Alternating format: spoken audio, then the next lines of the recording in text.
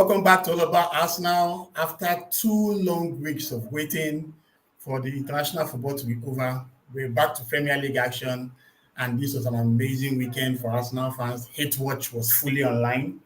But before we go into that, let's just talk about the panelists that's around right now. Ibuka, how are you doing, bro? Man, I'm good. I'm good. As you can see right now, you can join me on my handle on Twitter, which is at the United Critic. So, Nice, nice. I actually started that I think sometime last year. Yeah. So just a couple of followers, but then everything United I discuss on there, then any other thing concerning the Premier League. Yeah. Oh, that's awesome. That's awesome. We all have to go on that grind and stuff. But then again, how did you enjoy the international break? Did you follow Nigeria's debacle? Yeah, man. No, the international break, the international break was like it. So it's one of those international breaks where you have games that are really, really mind blowing. Like, take for example that Scotland Denmark game, right? It was superb. And then you take a look at the other game between Ireland, exactly, Ireland and Hungary. Like it was crazy. Look at this fuck time, man. Okay. we have Achike on the chat. Welcome, bro. What's up with that, man? How you doing, my G? Oh, hello. Good afternoon. Achike, are you there? He's frozen. Okay, well, before he comes on, maybe it's that cigar that's hung his network. We also have Arinze making his debut on the channel. Welcome, bro. What's up? Finally, I get to see the name behind the face. Yes, so the face behind the name. How you guys doing? Can you hear me? How did they say it again? We can hear you very well, bro. Yeah, no, it's a pleasure to meet Achike, Ebuka. I know you, Enigma. It's a pleasure to actually see your faces. Awesome. Achike just enjoying himself in the background. It's good to enjoy yourself.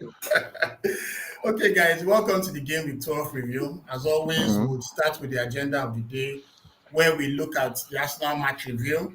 Then we'll look at our title rivals, see how they fared in their various fixtures over the weekend, look at other key results. And my panelists will talk about what they regard as their own surprise of the week.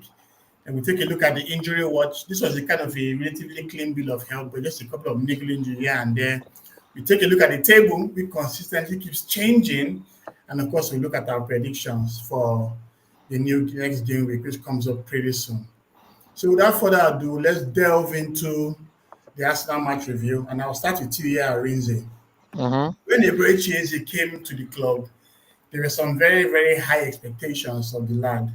Do you think right now he has justified every type that was with him prior to him joining Arsenal? Or is there still more to come in your opinion? For Eze, I think he is a top player. Even prior to joining North London, he's been awesome. He's been amazing. So I'm not actually surprised that he's doing this. He's been doing this for more than a season and a half. Okay, I remember our first game of the season. He actually scored a good goal. I don't know why that goal was chalked off. I'm not looking forward to actually facing him again next game week because he is a top player. And I think he's one of the best. That was the player that actually came to Arsenal, and I was like, wow. Awesome. I think that was a statement of intent, and I think that he brings a lot to the team. Great. Achike, while you're enjoying your pops, Gabriel got injured in a very meaningless friendly against Senegal, and Arsenal fans went here. Yes, we had the trust that they had enough depth to cover him, but Gabriel was someone that they're still scared, of him not being in the team. So with Piero Hincapié coming in today, playing in Gabriel's stead, were you happy with the performance he put up, or do you think Mosquera needs to take his place in the game against Chelsea next week? Afternoon, guys. Morning, guys. Evening, guys. Whatever. It's an interesting one because, to be fair, Spurs didn't give a lot for him to do. So this is not the test that will determine whether he's a good long-term replacement or not. But he's done well enough. His partnership with Saliba was all right. It was all good. Spurs didn't do a lot to challenge them, but it's looking all good so far. Gabriel, missing Gabriel is it's a big miss, but the Arteta was backed to have the replacements for this kind of situation, like with getting Eze in case when Odegaard doesn't play and all that, Noni Madueke to substitute on either side. So this is not the test that will determine whether it was going to be he's going to be the long term replacement um or Muscara. So we'll see how next week goes, but he should keep his place. He's done well so far. Awesome, awesome. Ibuka, now let's talk in attack. Victor Gyökeres had basically the game of his life when Arsenal played Burnley. Then he suffered a muscular injury that kept him out of the Slavia Prague game, the Sunderland game. And during the international break, there was so much happiness that there were 5 players in quotes coming back with Gyökeres among them. But when the team sheet finally came out today, it was only Madueke and Martinelli that made the bench. So with Gyökeres still out and Arsenal having very key games against Bayern Munich and Chelsea coming in the week, do you think we should still stick to Merino? Because if you remember last season when we used Merino up top, yes, he got a couple of goals, but we lacked that focal point in attack. So in Jokeres' absence, has Merino done well enough to retain his? Very well, very very well. I mean, he has stepped up to the plate, right? He has stepped up to the plate, and he's also been, would I use that word, a connector? Do you understand? If you kind of like take a look, Gyökeres has been playing alongside Eze and Saka and Trossard, right? But all of a sudden, after Gyökeres got injured, you can see Trossard scoring goals. You can see Eze scoring goals. You understand?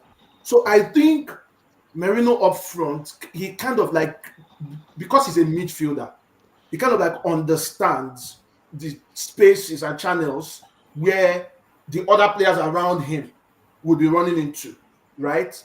And then doing that, he understands where he's going to run to give. So I think that has actually made Arsenal, right, in the past couple of games, score goals, and it has actually allowed Arsenal to bring others into the game. The likes of Trossard, the likes of Eze. Saka has been doing his own thing, but the question now would be, yeah, Gyökeres, I mean, you bought him, as in Arsenal bought him for how much? £65 million or what? Mm-hmm. But then if he's going to come back into this side, the thing is, if he's not up to par, up to speed, because the last couple of games, I don't know if this is only me, but the last couple of games, when you've seen Arsenal play, right, it's kind of like Arsenal's been dominant, except for, I would say, the Sunderland game. But before then, it was 1-0, 1-0, but now, like, Arsenal is just free-flowing. Now, coming to Eze, let me start off with a question. Do you guys think Eze has written himself into cult hero status at Arsenal?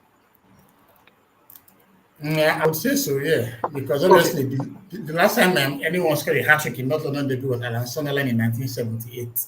That was mad. Thierry Henry never scored a hat-trick in the London derby. So for Eze to do it in like the Premier League era, I mean, yeah, he's already a folk hero. He's a cult hero doing that. But don't take away the fact that the Spurs were abject. Yeah. Spurs were abject. I think, yeah, I had the commentator say after the game, 0.07 XG. The second lowest in Premier League history. The third lowest in Premier League history. Behind Spurs against Chelsea. So literally, Spurs is not creating anything. Like, in terms of XG, Spurs has had, I think that worst 5 XG this season. Spurs have 3 of those, right?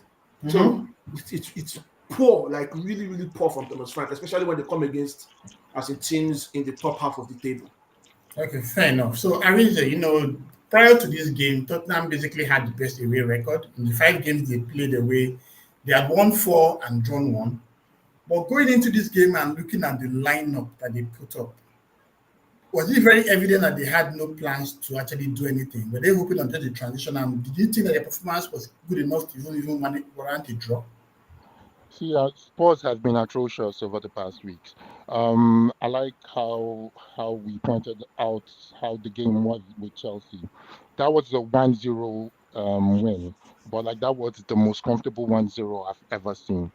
Spurs, Frank has this thing. I don't know. He still hasn't come to terms with the fact that he's at a big club. He likes this playing 5 at the back, and then he would transition and then hit you. It could work at times, but then not when you're coming up against a ruthless team like Arsenal. And it doesn't matter what we think about Arsenal, they are in top form. They are the best team in the league right now by far.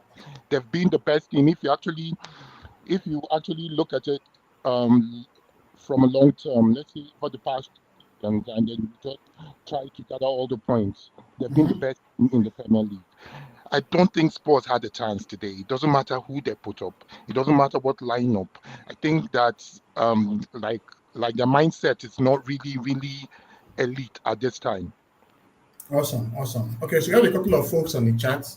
Asobele Gary, thanks for coming in. Said Izzy was on fire. So Achike, let's talk about Izzy. Looking at the three goals, which of the three goals from the one that Izzy scored was your best? And why would you classify that as your best? Wow. Just purely from a football player point of view, I'll say the best was it the second one, the one with his left foot? Mm-hmm. Because that was the one that I didn't expect it to go how it went. The accuracy for the third one, I think the hat-trick was on point. The second one was better than the first one. I'm just saying, based on it was his weaker foot now. It's the second one he scored with his left, right? Yeah, the second one he scored with his left, yes. Yeah, that's why I said from a footballing point of view, in the sense that when a player uses his weaker foot to get enough accuracy and power, I have to that's impressive. That's why I said what I said. Okay, I think it was the first for me. Yeah, that's what. Yeah, no, yeah, it's just purely subjective. Like I said from a footballing playing point of view, left foot like that on point. It was on point, man. Eze means king in Igbo, and he showed he's a real king. Oh yeah, so let me just stick with you here. What was your take on Richarlison's goal? No, it's one of those goals that it just happens. It was from a tackle, so keeper off his line, he went for it. Raya did very well. I'm not even gonna lie. Even though he scored, have you seen the still image of how he is in the air just before he tries to get the ball? It was impressive. It was reminiscent of Amalenze the cat. My literature buffs will know Amalenze the cat, whose back never touched the ground. But yeah, no, it was just one of those goals that just had to happen. I mean, what Frank was trying to do, I think, was, if you noticed, the team with the most attacking pressure against Arsenal this season was the first game of the season, Man United's game. Yeah. And Frank's formation was reminiscent of that. The only problem is that in the deeper positions, Man United had Bruno, who's a creator, but Spurs Yeah. had two defensive midfielders. Well, I mean, Bentancur's not really defensive, but he's not really as creative. So I think that's where it was lacking a bit. He expected a bit much from Bentancur, and it didn't happen. Paulinho had a good game. I know for a team defensive midfielder, you lose 4-1, but Paulinho had a good game. But yes, it was all Arsenal. It was all Arsenal. Yeah, okay, that's fair. So before I get to you, Buka, we have Pejorinde Yinka on the chat. Good to see you, brother. I hope you're doing well. So Ebuka, Pedro Porro was one player that everyone expected to be a regular in the sports side. But for some strange reason, he finds games hard to come by. Was it due? I can't buy him having any long-term injury that made him lose his place to Jet Spence. So has Spence done enough to maintain his place ahead of Porro in the side? Yeah, definitely. I think Spence has done way more than enough. Like, if we look at our Spurs this season, we could say after Vicario, probably Spence has been Spurs' best player. And the shocking thing is, okay, bringing in Udogie ahead of Pedro Porro, because I felt, okay, Spence was still going to be as a play left back and then Pedro Porro play right back. But, something about managers who kind of like come from, let me put it, mid-table clubs, right? Mm-hmm. Sometimes it's more about who's more defensive. One of Pedro Porro, as in on the attack, he's very lethal, especially as in putting crosses in the box, and also like as in ensuring the right hand as in chance creation from the right hand of the Spurs attack. But then it could also be okay. Thomas Frank understood that okay, Pedro Porro would be up against Trossard and the likes of it, so he might be thinking, okay, you know what, the attacking firepower. Let's see how we can be able to like curtail that attacking firepower. Hence, him going for Spence and Udogie, who are kind of like more defensively solid, right? But then, if Spurs is going into other games where they're playing mid-table teams or teams down the bottom of the table, and then he's still having Spence and Udogie, then that's where you kind of like might raise an eyebrow, because at this point in time they're not creating anything, and yeah, you might need Pedro Porro to come on and actually see how he can infuse some of those creativity in the Spurs side. Okay, so the last comment on this game, I'll talk to you, Reese, on this one. When Spurs bought Javi Simmons, he was supposed to be like, in quote, the next big thing, taking after Son Heung-min in the squad. But he played a couple of games. We've seen that creativity come up, but right now he cannot even get into the team. So, what's your take on his performances so far? And why do you feel he's not getting into the team? Is it like he's not defensive enough, or he just doesn't not just a good fit to Spurs? Okay.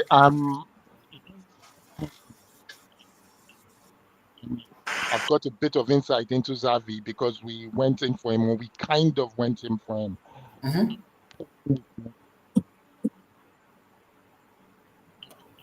Sorry, we can't hear you, Rings. Yeah, Rings, your audio is a bit mumbled. Sorry, let me just. Yeah, can you hear me better? Yes, we can hear you now. Go ahead. All right. I said that I have a bit of insight into Xavi. Because my club went for him, and I was hoping we would not get him. I was okay, give us your reasons why. Yeah, because all right, in the Bundesliga, he seemed creative, but from my history with like most players that come into, especially my club, from the Bundesliga, they don't tend to. It's a totally different kettle of fish when you're in the Prem. Yeah. It is intensive. It's totally different. It's better from my point of view, and it's a lot more difficult for players from that league to settle into the Prem. He's skillful, he's good, but in the Prem, you need a lot more. You need to be on it for 90 plus minutes. Xavi can easily get lost in a game. I would go back to our visit to the 3-point lane. We still call it 3-point lane. Xavi was lost all through that game. A little flick and trick here and there, but for the Prem to shine, you have to be on it. So like Xavi, it's still early days. If I'll be fair on him, he can barely spend 6 months in London. So let's give him more time, but I don't see anything coming up from that. I don't see him as a world beater. I know he's skillful. In another team, he could be the star, but for a team that is fighting for Europe, I don't think Xavi is what you need. Okay, that's fair. Okay, so Achike, let me talk to you on this. Right now, maybe when it comes back, so maybe you can take a stab at this. Arsenal's captain, Martin Odegaard, is still no problem. Arinze is still out injured, and obviously prior to him getting that injury, he had a very wonderful game against Olympiacos where he chose the Odegaard of old. So the question now is, Odegaard is certainly one of the first names in the sheet, right? The team coming into the squad, who is going to be displaced? Maybe Eze or maybe Trossard. This is tough. The question is, do you want to take Eze out and play him on the left? That's the issue, right? Because I think Eze is a 10. He's primarily a 10. Like putting him in as in behind that forward line, that's where he does damage. Yeah. So the thing, like Arsenal is stacked. Arsenal is really, really stacked. But then he's in form, right? He's in form. Yeah, I understand Odegaard is captain, but then when someone is in form, the way Eze has been, and I don't think Odegaard has been in such rich vein of form except 2 years ago, would you want to displace him for Odegaard? I mean, it's a difficult but good scenario to be in because, yeah, you have everybody play. But if I were Mikel Arteta, right, you know what, Odegaard, yeah, just you play in the continental competitions for now. And let Eze just flow. Let him just be with the flow he's been in the Premier League so far and see where that takes us. So I wouldn't definitely displace Eze at this point in time.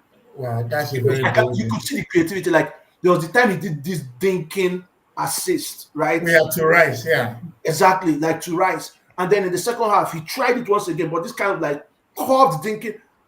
I don't know. It's possible if I were Arteta against teams that as a deploy a low block, I'll probably just have Rice, you know what, Rice be at the base. Eze Odegaard, 2 10s, then the front line. I mean, it's death to the opposition. If Ateta sets them up that way. Yeah. I think he tried it against West Ham, but Odegaard got injured. So, Chike, do you want to take a stab at the same question I just asked? So the thing is, yeah, it's one of those things where it depends on what you're trying to achieve at the end of the day. Eze is fantastic, and the advantage Eze has, I think he's a bit more physical than Odegaard. Like there were a couple of times where there was one free kick I think Arsenal took, and they were running back, and it was Eze that ran all the way back and then got the ball and passed it to the keeper and all that. So, like Ebuka said, some games Rice at the base, or what am I saying? Rice at the base, rest Rice plays with Mendy or Marino, anyone else, play Odegaard and Eze. One is right footed, plays on the left side. One is left footed, play on the right side. And like you said, I mean, for those of my people that have watched The Wire, it's like what happened with Marlowe. When Marlowe had all the corners, he was like, that's what they call one of them good problems. It's a good problem to have. Quality players all over the place. I think Eze is undroppable currently. Yeah. He might not provide what Trossard or Martinelli provide on the left, but what he provides for defensively and in his creativity, if it's a really tough game, play Odegaard and Eze. Play Eze on the left, play Odegaard with Rice behind, ahead of Zubimendi or Merino or whoever it is. And yeah, there's a lot to be played. I mean, we forgot there's Norgard as well. Squad Boku. So Arsenal don't have a problem. Yeah, can we move to another game, please? Yes, we are about to. Yeah, I did the last comment. That was the last comment, actually. So we're going to our title rivals watch, and then I think I'll start with Reigns on this one. As a Chelsea fan, the last 10 games Chelsea has played, they have won 8, lost to Sunderland, and of course drew with Karabakh in the Champions League. However, in the Premier League, they have been this consistent vein of form. What's your take on how the lads are playing right now, and do you think it's something that is going to be sustained for? Hold on, what about the screen is Newcastle City? Oh my! Sorry. Thank you so much. I was in the wrong slide. Yeah. So the last game Chelsea played was against Burnley. This was an expected win, no doubt, but goals from Neto, goals from Fernandez, seeing up the game. The lad came back, didn't really impress, as in my own opinion, in 9. Prior to that time, Jean Pedro hasn't also impressed in 9. So the first question to you, Arinze, is this: what is the long-term solution to the centre forward problem at Chelsea? Okay, I'll first touch on something you said. You said it was an expected win. Wasn't very comfortable. I wasn't very confident with that game because after the break, 12:30 kickoff, a team bottom at the lower end of the table. That's usually our Achilles heel. Mostly we will dominate such games, but we tend not to love games. So I was actually scared for that game. Talking of the lap, he is frustrating to say the least. He's somebody that came with a lot of hype. Yeah, guy, and they said he's the guy after Kane. We're yet to be convinced by the lap. Left to me, I think he didn't have a very good game. He showed some flashes. He showed some good link-up play, but his decision-making was poor. It was piss poor. I'll give him a break though, because he came back from injury. His first game he made, it was silly. He got 2 yellow cards, got sent off. He's being used like a battle ram. He still has a lot to show. When you're talking about the top 9 problem, I wouldn't say we have a top 9 problem.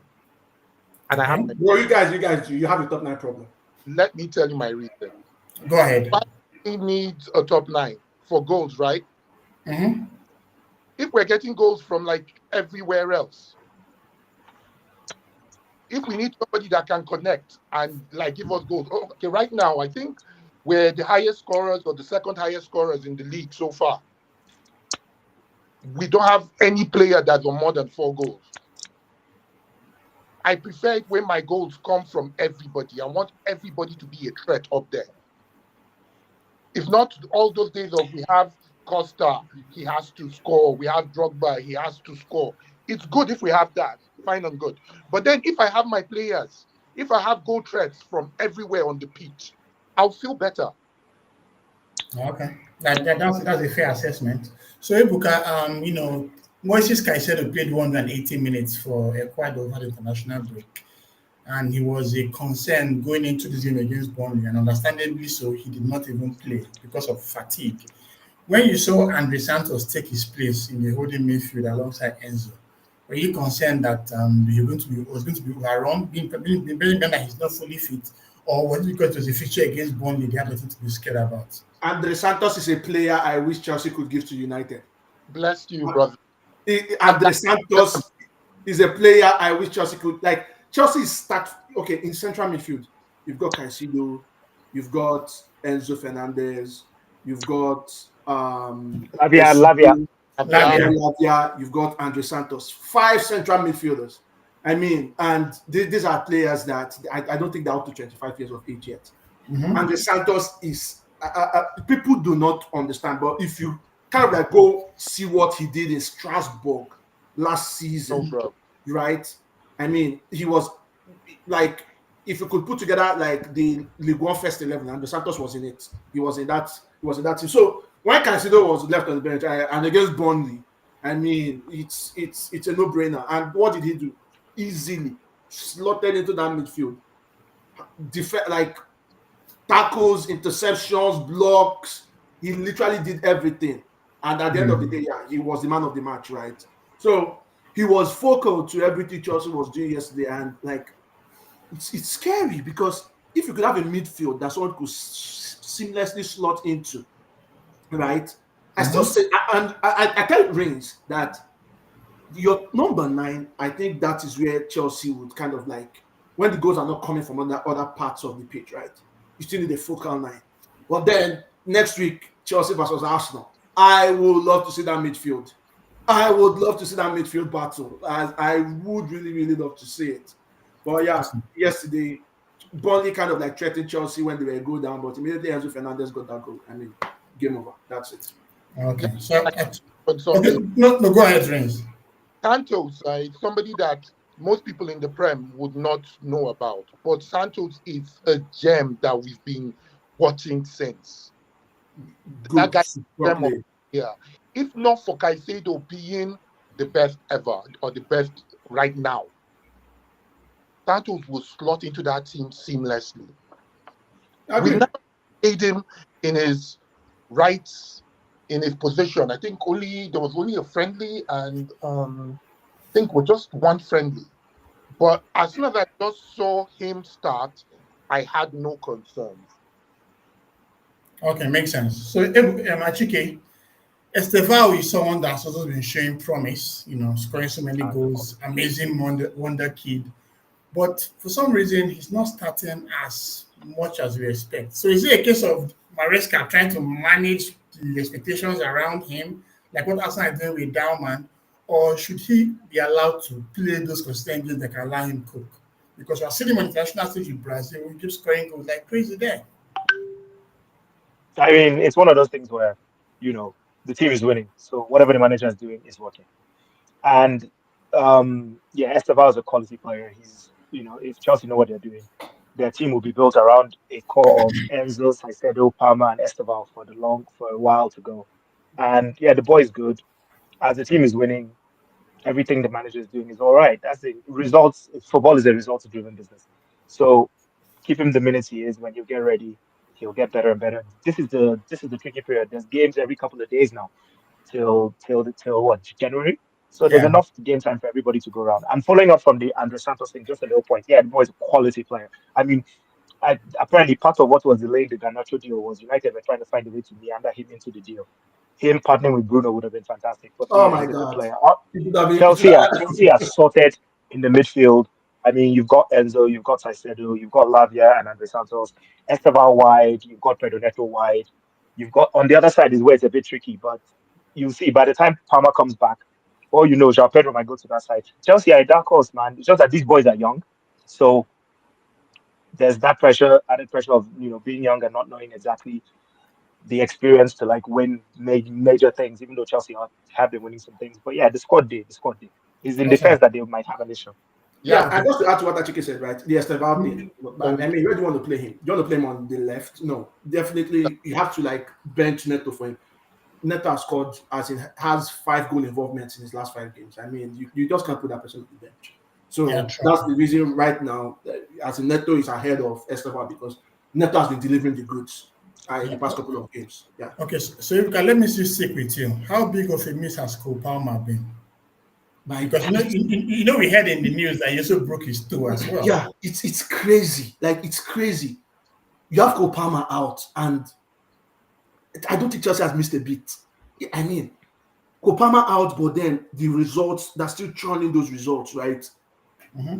And at this point, previously, I never had Chelsea like, okay, to probably be in that outlook for who probably as a title rival. So I was expecting Chelsea, okay, the best we're going to get was like 3rd position. But now it seems like they are the ones who might probably like give Arsenal the run for their money because if you look at City, man, I mean, yeah, we'll talk about City later, but it's quite surprising. I think, basically, Palmer being out, I think Chelsea, they've actually exceeded the expectations, especially when you look at Palmer being out. Okay, Arrange. So let's talk Burnley real quick before we swap to the next slide. Are they still odds on to get relegated, in your opinion? Have they played well enough? Or do you think they're going to play well enough to maintain their status in the Premier League?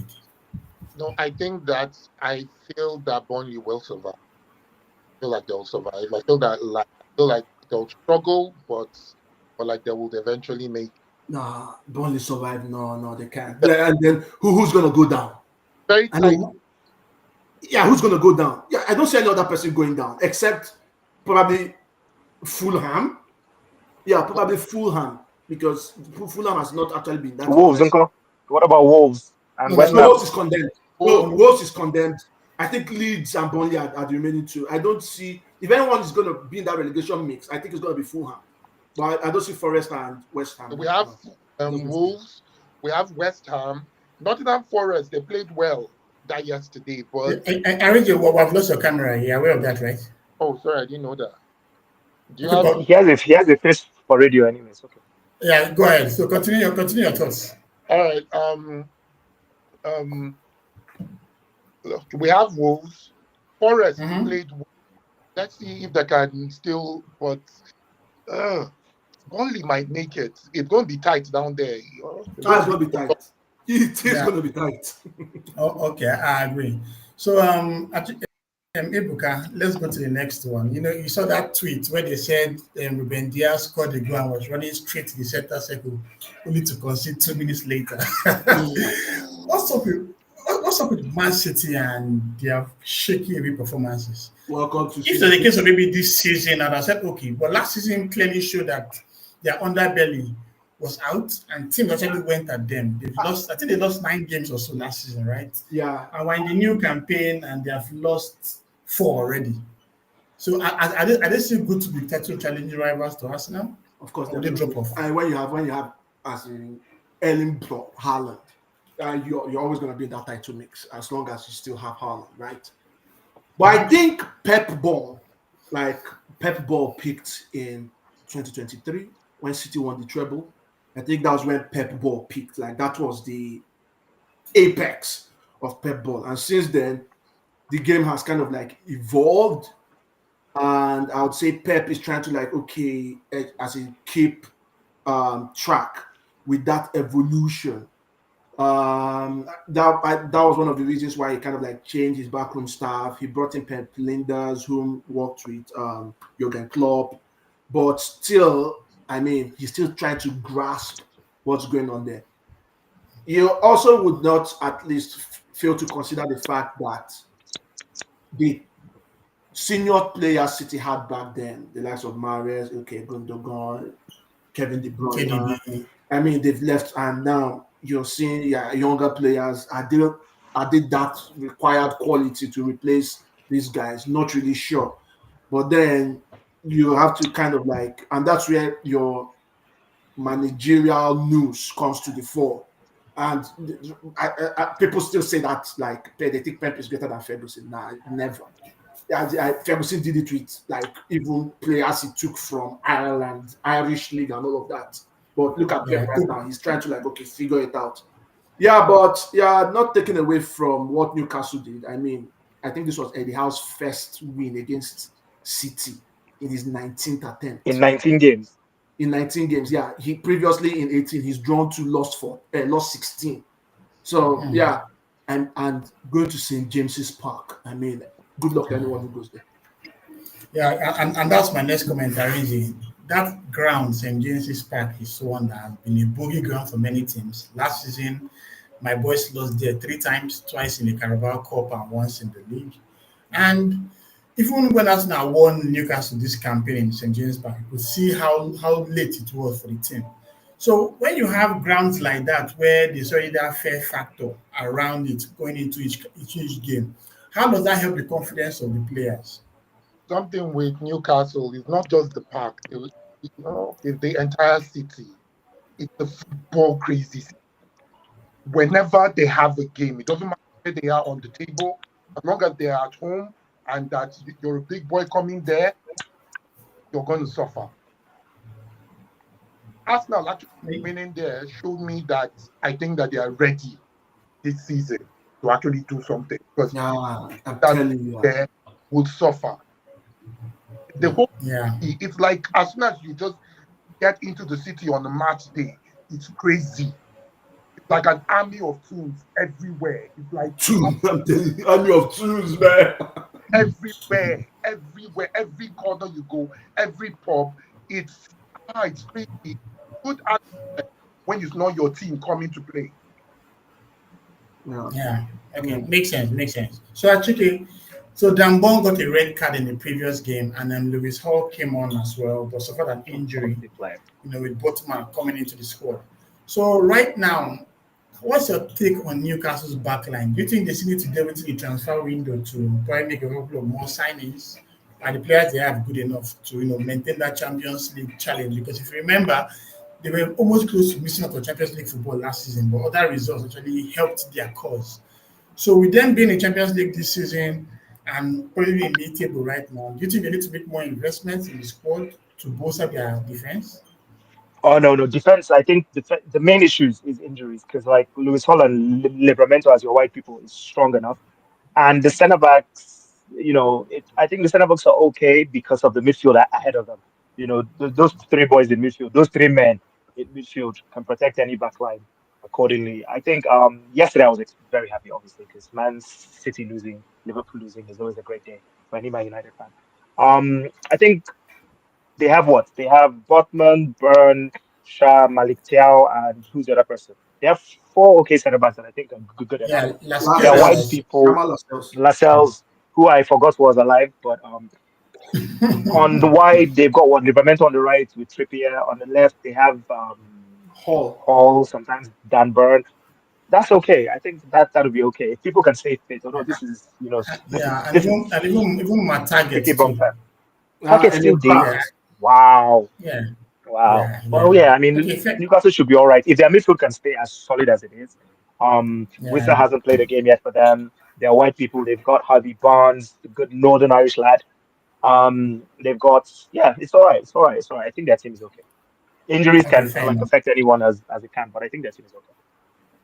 Okay, so Ibuka, with the form that Erling Haaland have been showing this season, were you surprised to see him blank yesterday? Definitely. No, he doesn't score against Newcastle. He does have a good record against He doesn't Newcastle. exactly. He does. So that's why on my FPL, I never I never captained him. I mean, but yeah, Erling Haaland, it wasn't surprising. Everyone finds it difficult at St. James Park. I remember, was it last season or 2 seasons ago where Newcastle were leading 3-1, and then Kevin De Bruyne came on and got a goal and an assist with Oscar Bob with his equalizing goal. So it's never been an easy place for City. You understand? But then I still think, yeah, I mean, when you take a look at City run of games, and then Arsenal going to the Stamford Bridge next week, I mean, City could easily get back into that running for the league title, especially when you take a look at the games they have coming up. So, yeah, that's it. But I think, yeah, Haaland, normal service is going to resume next week. Okay, great. So let's go to the last title rivals and Please don't call the title rivals. Please, in the next episode, get these guys off this title rivals list. Please, they're not title rivals. I mean, it's better you put Bournemouth as title rivals.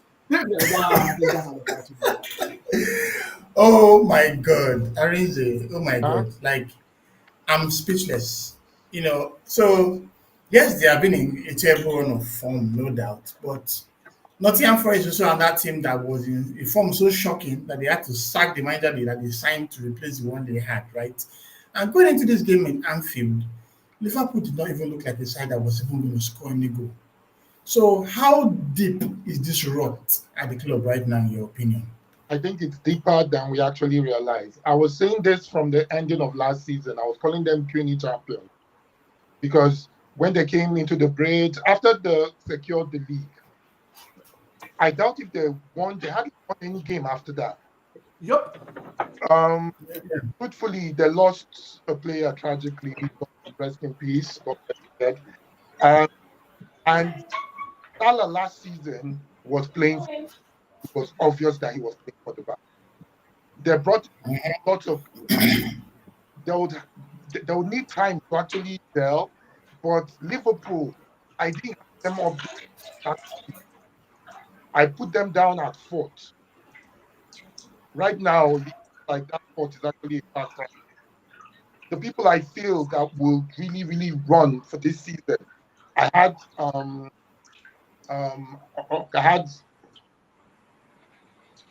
Arsenal, obviously, my team, had City, and then I had the team that like most people are sleeping on, United. Yeah. Liverpool, no, but I feel like they won it last season because last season wasn't a particularly strong season. And I think it was just a hangover from club. And then with Salah trying to play for the bag. Awesome. Them as strong champions last season. And right now it's showing. So I don't really expect much from them. I think that they will still pick up form. They have good players that will still rise up, but I think that they're going to lose a lot more games. They're going to draw some games, and they might struggle to make Europe. Okay, so Ibuka, looking at the fixture run, that Liverpool has, it looked enticing. It wants to see it on FPL because they're all greens and whatnot. And this was supposed to be a fixture where their new run will start. But they started down with a loss. Obviously, they have PSV Eindhoven in the Champions League. They may probably win, I don't know. But when they now face Nuno Espirito Santo, a West Ham side who is also up for it, is that another thing? At this point, right, Liverpool, I think I'm not sure they're going to win at the Olympic Stadium. It's just been bad. 6 losses.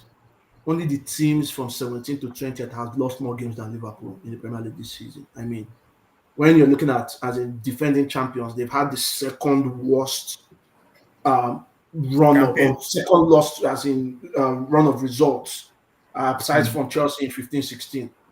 So it's terrible. Remember what I said as in the first time I came on this podcast. I said the more this Liverpool side becomes a slot team and less of a clubs team, the worse Liverpool are going to become.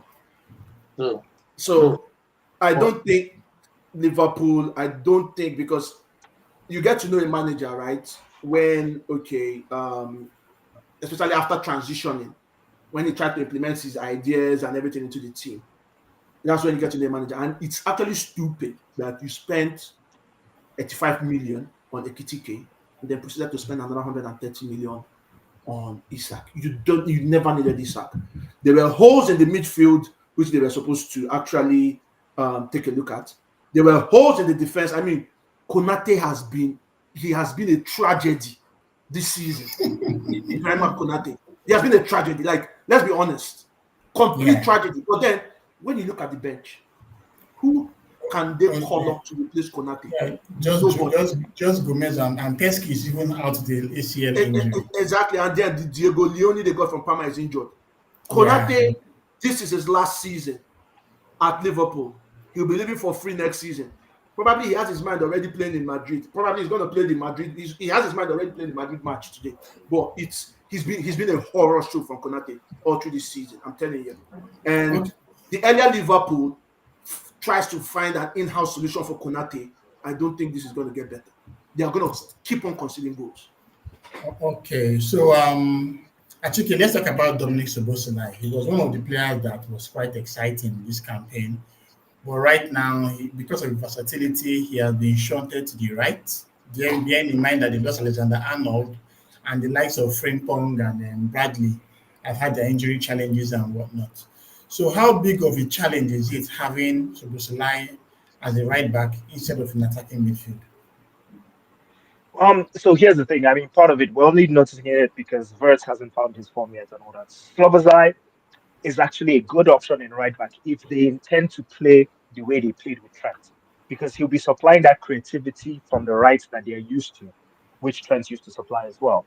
The problem is that what Slot is trying to do? I mean, I don't think Ekitike and Isak was the main issue. It's a big issue because once they got Isak, I said it in the group we're all in that hey, that is it done because too many options sometimes, too many cooks sometimes spoil the soup. Salah is still the main man, but Verts needs to be in a team where he's the main man, get the ball. There are many games you watch where he's asking for the ball, he needs the ball, he has dropped deep, he doesn't get it, Salah gets it. But I mean, it's a transition season for Liverpool. I mean, they should be aiming for 40 points at least just to be safe first. And then sort out, they might want to. I mean, if the God I serve answers my prayers, they will do like the Man City team of 1937-38 from champions to relegation. That would be but prayers don't always get answered, and that kind of thing. But yeah, I mean, Soboza is a good player. He's doing the best he could do in a bad situation. Konate is having a badish season, yes, but to me the main problem is Van Dijk. I know many people are going to shout at me, but the problem is that Van Dijk has excelled in a situation where defenders, forwards are scared of him. He'll be backing up. He'll be doing that. They're backing up thing. Now they are going at him. He's real. He's real. He's real. He's real. The real him is showing. To be fair, he's a great defender, good defender, but he's not to me the best with people going at him. And now he's gotten a bit older, maybe lost a yard of space. People are more inclined to go at him, and he'll still back up more. Konate is now confused. Should I go in? Should I not? So it's a whole defensive unit issue. Kerkez has not done what he's meant to do. Robertson, when he came on yesterday, was tragic as well. Yeah. It's just one of those things where all the things are going wrong for them, and long may it continue. Okay, so Arinze, let's talk Nottingham Forest. You know how things are on that Postecoglou and the signing Sean Dyche, and in the last 4 games he has had, in the last 5 games actually, 6 games, let me put 6 games, he has had 3 wins, 2 draws, and a defeat to Bournemouth. As the way with the projection of which he's going right now, is it very certain that Nottingham Forest is going to be safe this season? And do you think you should sign any new players that fit the style in January? If I talk from my heart, I want Forest to get ready. I want them relegated. Why? Because of what they did to like Palace over. They didn't do anything to Palace. The rules did it to Palace. It was the rules. It had nothing to do with them. To who? Sorry, I don't understand. I don't get it. No. So He means Palace chief shareholder was also the owner of Olympic Lyon. Oh, okay. And 2 of them could not. Okay, Yes, Textor. Yes, so 2 of them could not play in the Europa League. That had nothing to do with Forest. I get it. That judgment was going to come anyways. It just doesn't look good for your club going to ask what's happening. No, I don't understand. Look, let me challenge you. When South Africa played the ineligible player, Benin felt that they were the ones that were very close to being at top, and they don't need to reach out to CAF to say, "Hey, you guys, this something I'm done," and that's just the rules. Bitch move. You call it bitch move, but I call it football, man. The rules are the rules, bro. Yeah, I agree. I'll let the rules fall where it's made. Let the chips fall. But for you coming out to ask for like, please, can you clarify? Can you do this? Can you do that? And the way that like they treated their former coach. Oh yeah. That was not classy at all. I remember their game against us, or was it against us, that the club or that came on the pitch was berating him and saying stuff. No, that was against us. That was before us. I forgot who they played against. I just feel like that. And okay, may they get relegated so I can get Elliot Anderson? Yes. But like, if I'll be candid though, they are showing promise. They are showing a good bounce. They have good players, so like they might survive it. Unfortunately, but I seriously hope they get relegated. Okay. So to add on to me said, right? First of all, Sean Dyche has beaten Liverpool back to back with the Merseyside and also now with Spurs. Sean Dyche has also been one of 6 managers to actually win at Anfield with 2 different clubs. Burnley 1-0 on that club, and now, so who has any idea of? Can anybody name the other 5 managers who have actually done that? At Anfield, different clubs. Who has won at Anfield with different clubs? Yes. Did Mourinho win there with Spurs? No, 2 different clubs. No, he didn't. Or with United? No. Achike, you have to give me the shot. No. I don't care about Liverpool that much. Spoke like you did. Okay, so one was a Villa manager, a Newcastle manager, a Southampton manager, a Leicester manager, and a Chelsea manager. Claudio Ranieri. Nope. Newcastle manager. Alan Pardew. Nope. Okay, just give us the answer. Let's continue, please. No, Ron Atkinson, Kevin Keegan, Gordon Strachan, Martin O'Neill, and Carlo Ancelotti. Come on, now that's quite hard, man. Okay, so let's go to the next set, other key fixtures, and I think I'll start with you, Achike. Yeah. This was the game between Bournemouth and West Ham, and if you remember, there was a time when you're showing the wrong thing, no? Bournemouth and West. Okay, yeah, Callum Wilson. Yeah. Bro, it's quite high, certainly high, and this was the ground where Callum Wilson used to call home, and the goals he scored were very exceptional. So under Nuno Espirito Santo, he has gotten that shot ahead of Fulkrug in his side, and obviously we know he's also a veteran forward. What's your take on his renaissance as a player, bearing in mind that he was in Newcastle, spent a lot of time in the trenches behind Isaac, and had to be released? What's your take on his new lease of life in the West Ham? Oh, I'm so happy for him because he's a good striker. Injuries have been his main issue. A lot of people didn't realize, but like West Ham have a good record at Bournemouth. I don't think they've lost to Bournemouth in a while. It's one of those things where a player's informed, had the whole international break to rest, and it was all right. Long may continue. There were good finishes. Bournemouth were missing their talismanic player, Semenyo.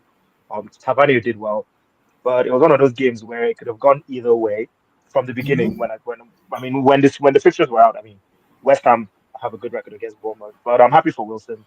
Injuries were his main issue, and consistency. Now he's going to get a run in the side, and long may it continue. Okay, fair enough. So Arinze, Semenyo has been exceptional for Bournemouth this season, and obviously over the international break, he aggravated an issue, also went to propose to his girlfriend and blah blah blah, but was out of his side. How big of an influence has it been to the Bournemouth side, to the level where she was not in the squad and they kind of struggled? Do you think it's something that they have to find alternatives in his absence? He has to. He has been immense, and I doubt if they can find somebody that can pull up the numbers that are pulling up now. I feel that they need him to get to the best heights that for this season. I know definitely for next season, but being outstanding. Okay, fair enough. So Ibuka, let's talk Jarrod Bowen. West Ham's captain has, not really hit the numbers that we expect of him this season. Where do you think that's coming from? Is it because of how they struggled on that Potter, or is it a personal thing on his own side? So I think the way he's playing right now, he doesn't get into the box as often as he did last season. Because last season, remember, they didn't play with a focal 9, a focal striker. So he was kind of like makeshift, and then he got the goals and assists. Another thing I would say is right now, Jarrod Bowen plays with a fullback that we all know doesn't make those runs for the wingers, for the right winger to be able to cut in. You understand? I mean, if I think there will be improvement in Bowen's output in terms of goals and assists if he had Kyle Walker-Peters playing in the right back position rather than Wan-Bissaka, because Wan-Bissaka kind of like stunts the right winger because he hardly makes those runs that opens up spaces for the right winger. So that I think is also something that's actually causing Jarrell Bowen at this point not to have those goals and assists or those goals involvement as he should. But then, yeah, Callum Wilson has stepped up to the plate. This game, Paqueta wasn't involved, but then they were able to at least score 2 goals. And under Potter, West Ham were really scoring. Now under Nuno, I think they've scored 2, 3, and 2. So they're scoring and at least he shored up things at the back because they were conceding buckets and they were the worst team when it comes to defending set pieces in the Premier League under Graham Potter. But now things have improved. And yeah, I see West Ham easily like climbing out of that relegation zone and probably finishing in mid. Okay, great. So Chiki, let's go to the next fixture. This was between Brighton.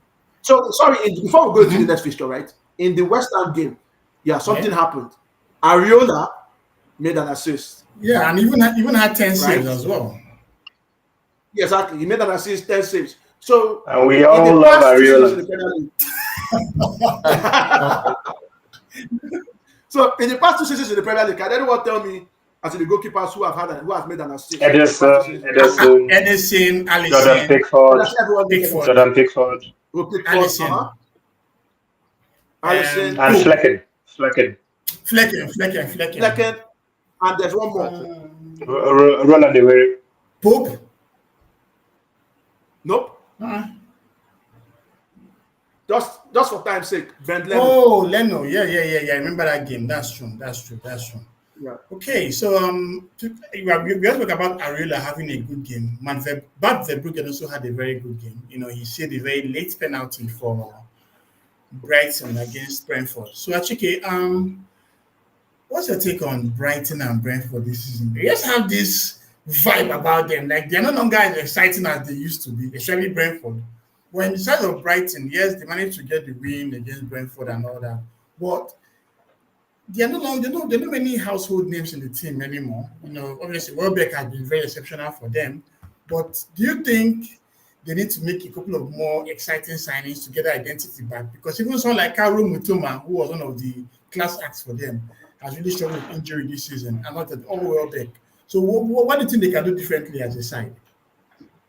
I mean, the thing is, when we talk about Brighton household names, they are never household names until they play Brighton, and I think with the young manager, the club has an identity. I think it's a thing where if they're going to get that identity, it's going to just take some time.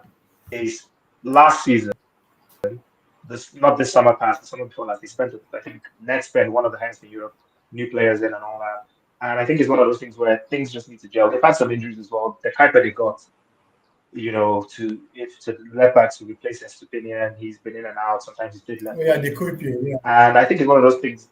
Yeah, I think it's one of those things where the team, they're not as exciting, but that excitement came from players gelling. Obviously, some people say that, with not Adingra, what's his name, the Cameroonian guy in midfield, that, his head has been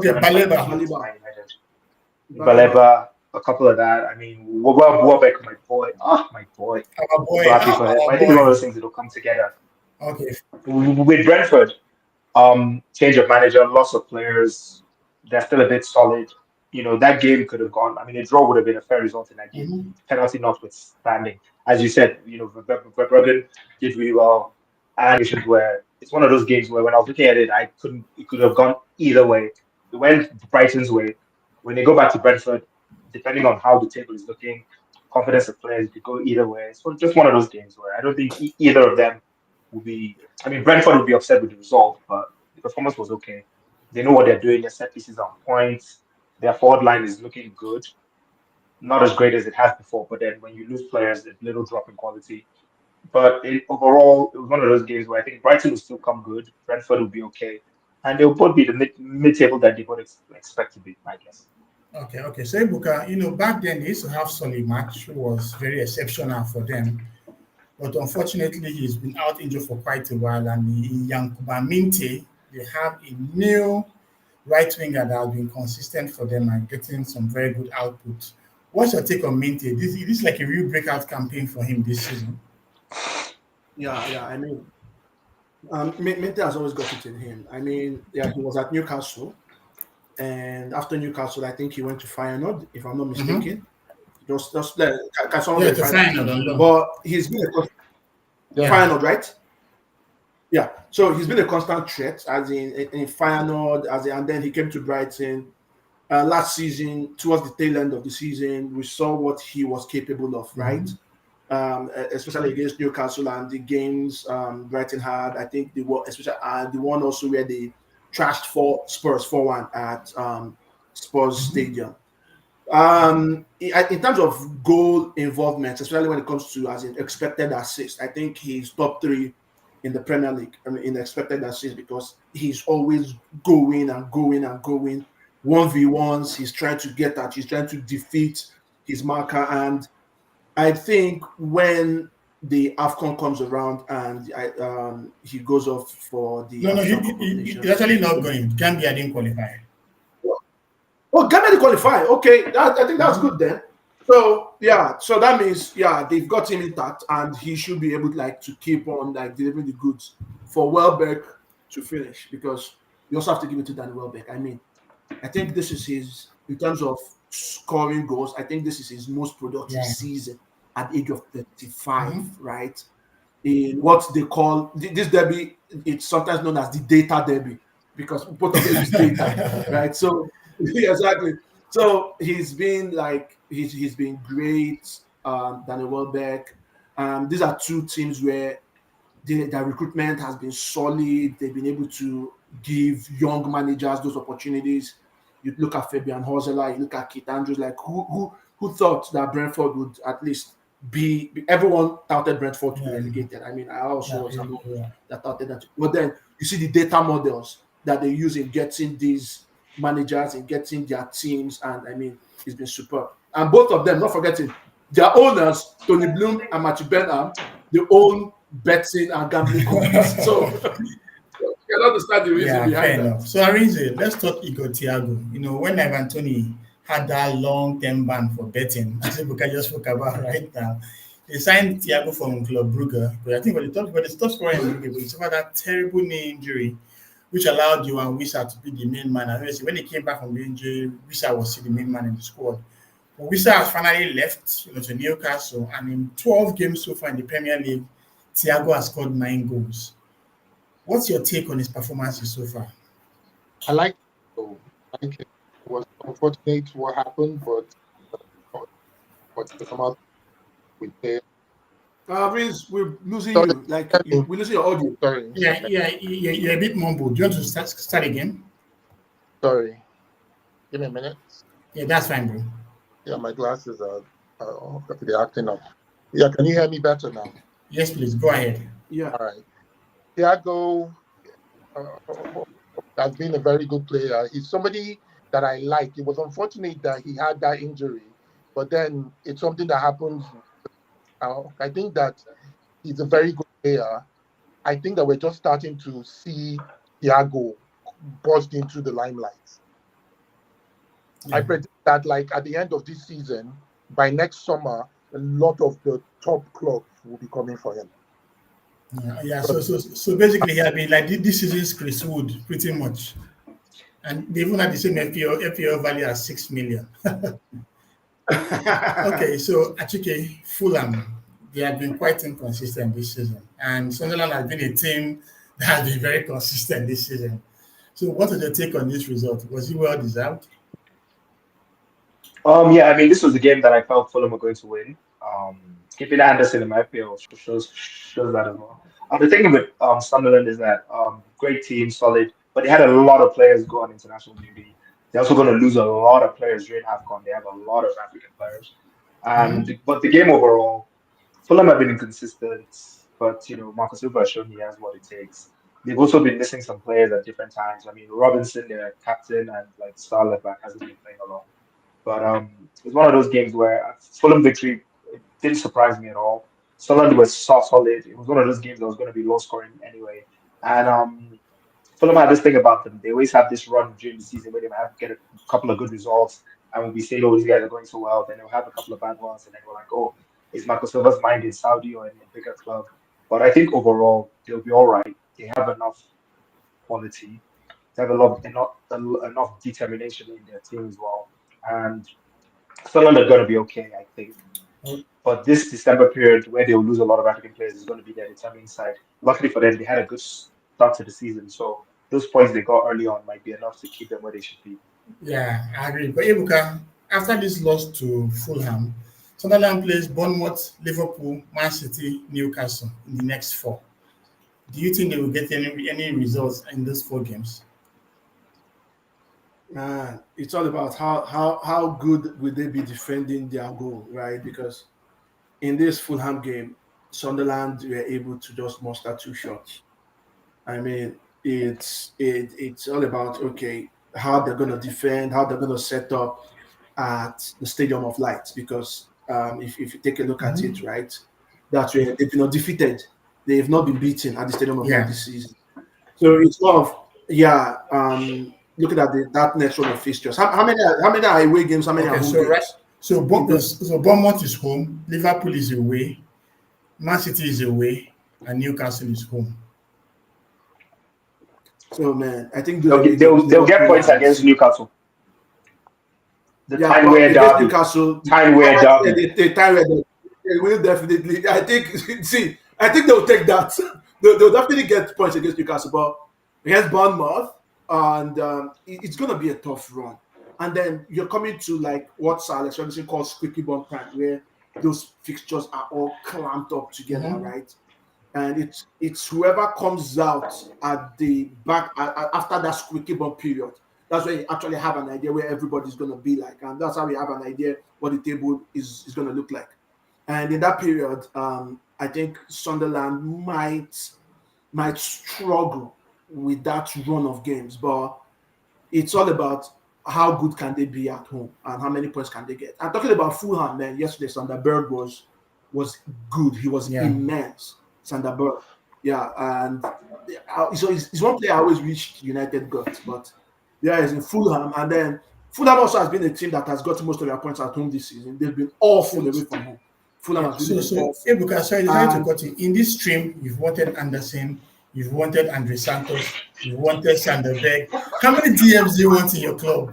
Like, bro, we don't have midfield. Like United, see, every season, it's always United midfield problems. And that's why this summer, we just need to do only 2 deals. I just need only 2 deals from United. Elliot Anderson, Adam Watson. And our midfield problems are solved for the next 10 years. What of Baleba? What do you think? Baleba.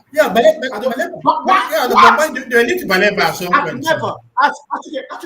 Remember, Achike was at my place the other time.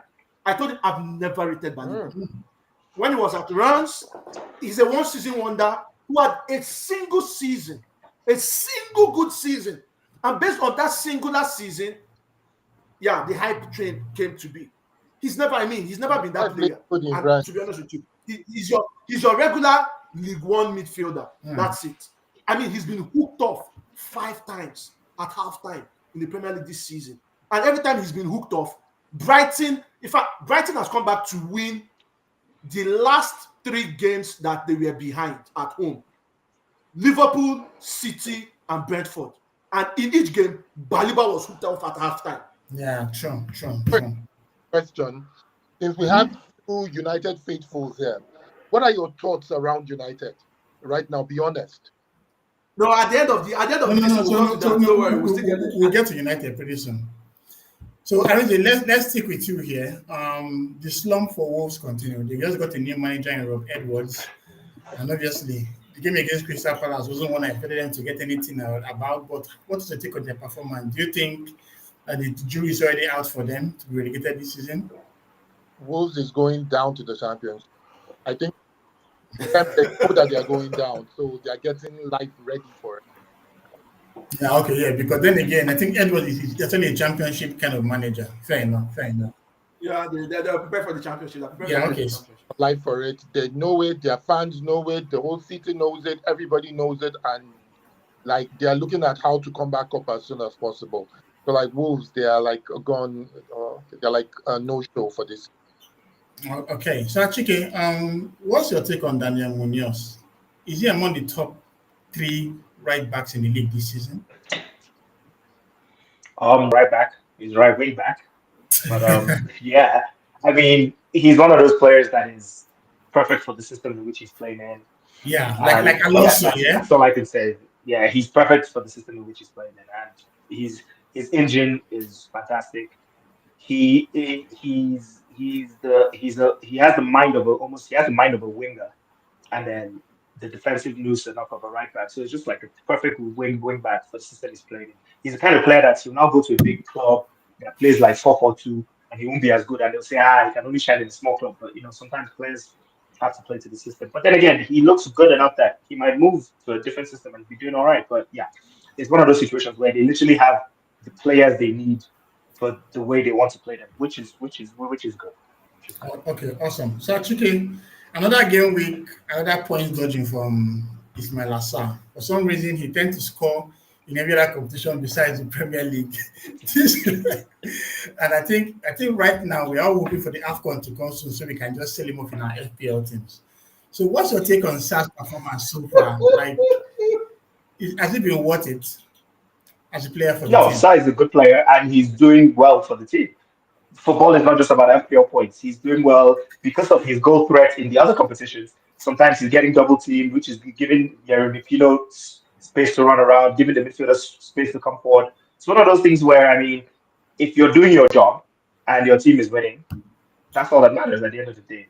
Yeah, fair enough, fair enough. So now let's talk Pino Ibuka. Eze obviously left. Pino was his replacement. Has he done? Obviously, I don't want to compare him with Eze, but at the same time, he's wearing number 10. At the same time, he was signed after Eze left. So you got to see that he's Eze's replacement. So as Eze's replacement, has he done enough in your eyes? No, of course, like you can't say he has done enough because Eze was like monumental for Palace, especially when you look at the run to their FA Cup win last season. But I would say Jeremy Pino is growing in confidence. I think he's been involved in their last five away games. That's Mhm. Palace. He's been involved in 5 goals. I think 3 goals and 2 assists. The last Yeah. 5 away games. So you can see that like he's delivering the goods right away from home. He scored at Anfield. He scored in the Conference League. Now he's scoring against Wolves. So he's Jeremy Pino has always been a quality player, especially when you watch him at Villarreal. Quality. But yeah, coming into the Premier League, you need to adapt. For some people, yeah, it takes a long time to adapt, right? And for some people, it comes gradually. And I think, yeah, Jeremy Pino is coming to that point where it's a gradual increase in confidence. And with that, he's scoring the goals. And I think when Sa goes to the AFCON, I think we're gonna see like the owners come on Jeremy Pino, and I think he's gonna like grab the opportunity Yeah, because because I'm sure Kamada will probably go behind Mateta and play alongside Pino as a 10. Fair enough. Sorry, one quick exactly. question. The Go ahead, AFCON bro. here is starting a bit earlier, right? No. You what? You said the normal time a bit earlier. Yeah, sometime in late December, thereabouts. Not Okay. January this time. Yeah, 21st of Yeah. December. All right. AFCON. Yeah. Okay, so the last game fixture before talking about Man United was the Leeds Aston Villa game that happened today. Actually, in the last 6 games that Leeds have played, they've lost 5 and managed to get a win against West Ham when Nuno was still finding his feet. In my own opinion, I think they are candidates to be relegated this season, and they're actually in 18th place right now with a goal difference of -11. Do you share the same sentiments with me that they're going to be relegated, or do you think they have what it takes to stay up? Um, yeah, I think they probably will be there or thereabouts. Because they don't have enough of a goal threat going forward. Rush is part of the issue. I think was the main issue. I mean, Calvert Lewin. They have some exciting players, but it's one of those situations where it might not be enough. I mean, Aston Villa just used Premier League maturity for them today. I mean, they good. Leeds got the early goal, and they were still trying to manage that. And Villa just had a better overall squad, better manager, better team in general. So it's one of those results where I don't think if you forget how badly Aston Villa started the season, I don't think Mhm. Aston Villa playing Aston Villa at home was one of the games Leeds thought they might get something out of. The early goal gave them some excitement, but it was one of those things where it looked like it was always going to go that way. Okay. So Arinze, Morgan Rogers, last season him and Oli Watkins were basically standouts, but they've not been able to replicate that form in the new campaign. However, he turns up with 2 goals this season. Do you think this would now give him the confidence to play as we expected from him last season, or this was a flash in the pan? Yeah. For Morgan Rogers, we need to look at the full. He wants a shirt. He wants to go to the World Cup. And I think at the rate that he is going, he's going to make it. I wanted to go back to Leeds for a bit. There's a player that I like, Tanaka. Ao Tanaka, yes. Ayo Tanaka is a baller. They're playmaker. I like it. I want Leeds to go down because I don't have good memories with Leeds. But then that's a player that I think we should keep an eye on. That would move somewhere better, I think. Much better. Back to Rogers. Like Rogers is good, and he's really had the shout for like the shirt for winning the World Cup. So I believe that between now and next summer, we're going to see a resurgence of Rogers. And I don't think it's as a result of the World Cup. I think the reason why I'm going to say resurgence was because he signed a new contract with increased wages this last international break. So because of the increase in the money, he's not delivering. When they increase your salary at work, bro. But they increase salary now. Is it turning up? No.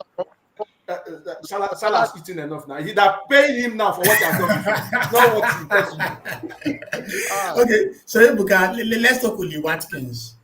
Do you think he is going to make the World Cup squad this year? He's not making the World Cup squad. There's no way Watkins will make the World Cup squad. He could turn up in January and then boom, just like have a stormer to the end of the season. But based on what we see currently, I don't think he's going to make, even if they have a 50-man short list for the English national team, I'm not sure Watkins is going to make that list based on his current form because he's been 12 games, 1 goal. That's really been terrible, man. Okay, so let's go to the outstanding fixture. Oli Watkins will make the World Cup squad. Ahead of Wager. Don't worry. Why did you say so? Not ahead of anybody. He's the second striker after Harry Kane. Okay, and then Jared Bowen. I don't think so. Tony. No. Jared Bowen is going to make the World Cup squad ahead of Oli Watkins as England's second striker. I'm telling you. Okay. That's what's going to happen. Wait, but this last international break, was he called up?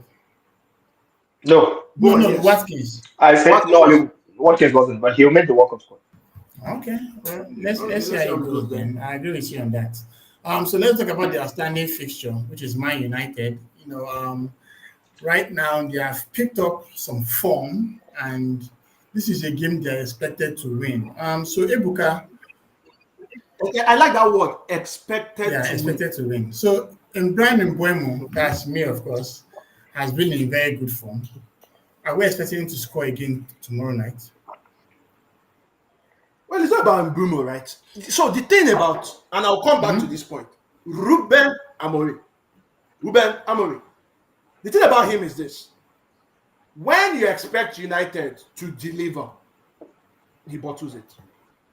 So I won't be surprised tomorrow. United has the chance to go joint fourth in terms of points, and Ruben Amorim bottles it. I won't be surprised at all because when the pressure, right? That pressure, I don't think he's been able to. And I still say this. People say, okay, United might make top 4 or United might go to Europe. Fine and good. Yes, United might go to Europe. And I agree. But my question is it the same manager who said that Europe was a distraction or who said that United can't compete in 2 fronts last season? Is this the same manager that should next season United be in Europe that's going to manage United? Fair on him. Yes. Let's be fair. The team last season was not that good. He came in when the season was already ongoing, and then he's clearing out the rot, which I think that he has cleared out well enough. This season, he started well. This season, no, he didn't start well. We lost to Grimsby, bro. United's worst ever result. It's not in form of the points, but from the way they were playing compared to last season. Okay. United improved in what area? The desire of the player. United at 3 points. United at 3 points better on. United at 3 points better off than at this point last season. They are better off in the results they got. Let me finish. Okay. United are better off in points than they were at this point season when Amorim came in. Yeah. Okay. They have 3 more points based on results. Like the win at Anfield, beating Chelsea and all that. It's better off. Mm-hmm. I just wanted to talk about that point. So that point was erroneous for everyone. Okay, better off. I'm sorry, but I will gauge against the 15th place. United were not 15th at this point last season. United were not 15th at this point last season. I would judge United based on a relegation level results. Like I said, at this point last season, United were not 15th. Yeah, can I? United were currently better off in points. From the stage, because I'll use the 2 seasons as the yardstick. Last season never existed. As in about their play or how they play, how they approach different. How they play, I think, like I said, how they play, right? First of all, I'll say one thing: the trinity of United, Best, Charlton, and Law, do not play for United and die for United to be playing a back three or wing backs. Right? That's number one. They did play and die for that. Secondly, the second thing is, you say United has played well. If you look at, as in going into this game week, before these games, United had conceded way more goals amongst the top 15 sides in the Premier League. United have conceded 18 goals. How many teams before this weekend? How many teams have scored more than United? Before this, bro. Just answer the question. Scoring. No. It's as a result of calm down. Attack. Calm down now. The quality in attack, not as a result of whatever the manager did. Wow. Okay, so when they lose, is the manager's fault. When they concede, is the manager's fault. When they score, is the players. No problem. It's quite interesting, man. So let's just move to the next one, which is the surprise of the week. So what I do here typically is to tell our panelists for to share their surprise of the week. So Reins, what we talk about here is what moment or what game or what surprised you in the course of the game week. So let's start with you. There's only one now. Surprise of the week. Mm-hmm. Wow. Surprise of the week for me personally was Chelsea not conceding. Chelsea not conceding. Are you serious? You have a good clean sheet record now. Yes. Wow. As soon as I saw the lineup, I saw two things. I knew that that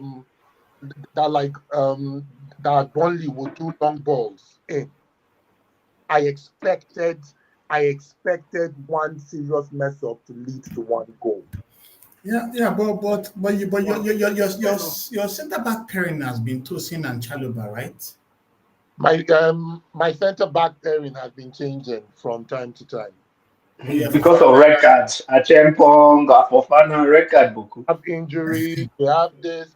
So our centre back is the part that is the least stable in the team.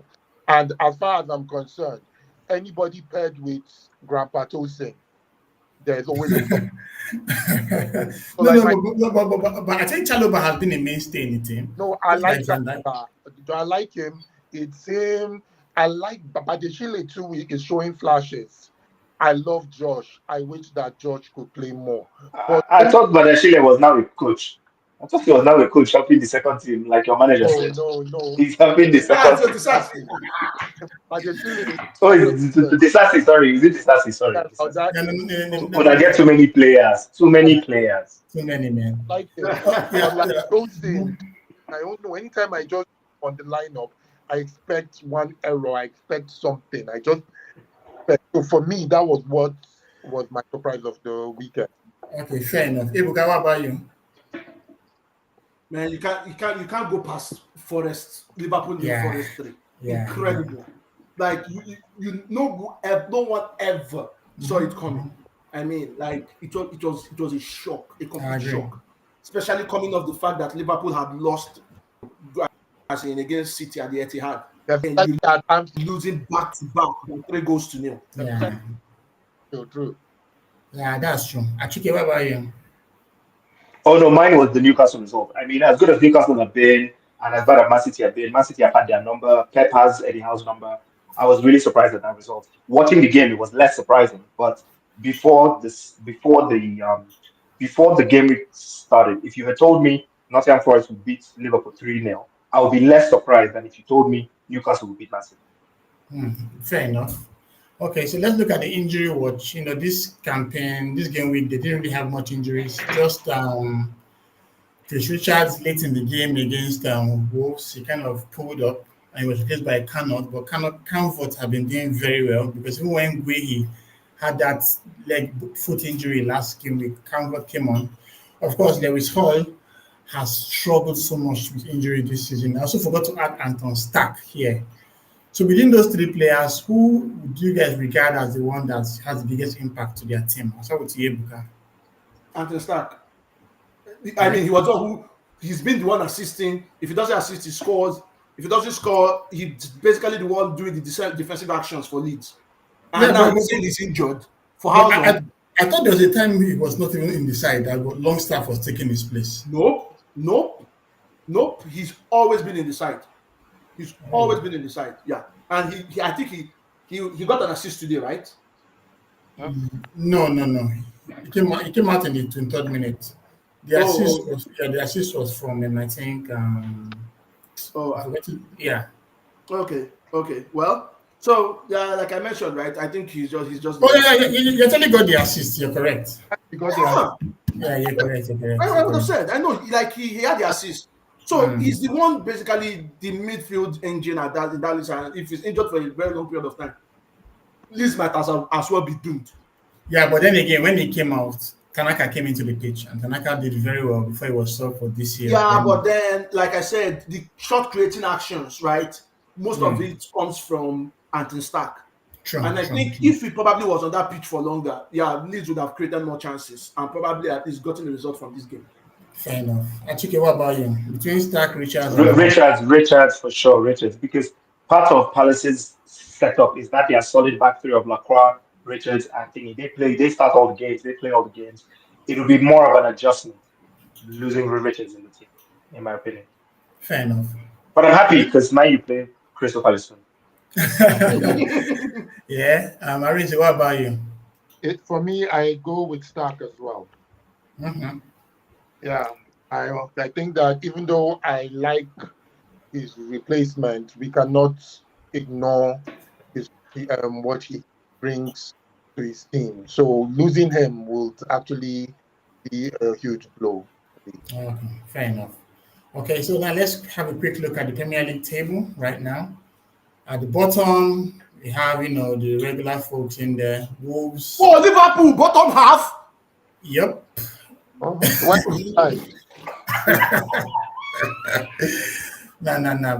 look at that form. Wolves are on LLLLL. Liverpool is on LLWLL. Who did they get the win against? Oh yeah, Aston Villa. Yeah, that's true. So when Martinez dashed Salah the opening goal. Yes, I remember. So right now the bottom half looks, it's taking shape.